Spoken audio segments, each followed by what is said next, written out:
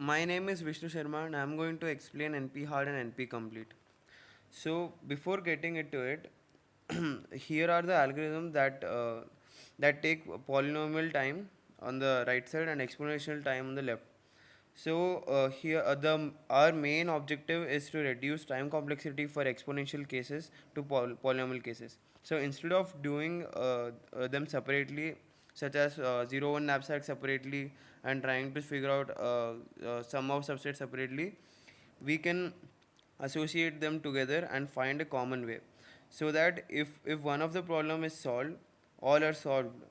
For that we have to find a relativity between all these exponential time cases.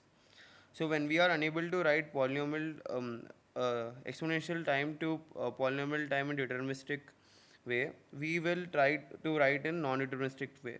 Now what are non-deterministic? So when we write an algorithm, we know the statements in the algorithm, and we are sure how they work. Now in this code, I know most of the statements, but some of them I may not be able to figure out how to make them deterministic. So we will leave them blank and say write as non-deterministic, so that when I come to know how to write them in deterministic way, I will just fill those statements. So like this we can preserve our research works, so in future somebody else can change non-deterministic part as deterministic. Now the P are this set of deterministic algorithm taking polynomial time, and these are the example. And NP are the set of non-deterministic algorithm taking polynomial time, example 0 1 knapsack, sum of subsets, graph coloring, etc. So why P is a subset of NP? When we change a non-deterministic part to deterministic part, the NP turns to P. That's why P is always subset of NP.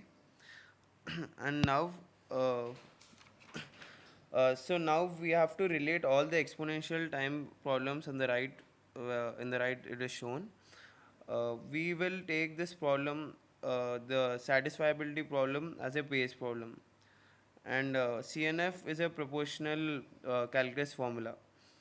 So as example, xi is equal to x1, x2, x3 are three Boolean variables, and CNF is equal to x1 or x2 bar or x3 whole and x1 bar or x2 or x3 bar. Now these are the possible values of xi, the binary values, and the complexity will be 2 raised to power 3. That are total, there are total 8 values, so therefore complexity 2 power 3. So for n variable complexity, the complexity will be 2 power n. So we can relate these complexity to exponential time. So that's how we can relate them. So now if we show that satisfiability is similar to these, and if satisfiability is solved in time, all of these can be solved in time. So that is, if I can solve the satisfiability problem, we can also solve these problem, but we have to prove they are related. So let us say these are hard problems on the exponential time. These knapsack and all are hard problems, and because these are complex. So let us relate satisfiability to some problem L.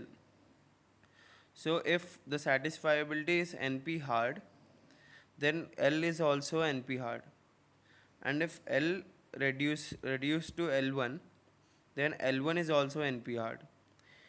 Here we know that satisfiability is non-deterministic polynomial problem and it is existing. So satisfiability is also becoming NP complete.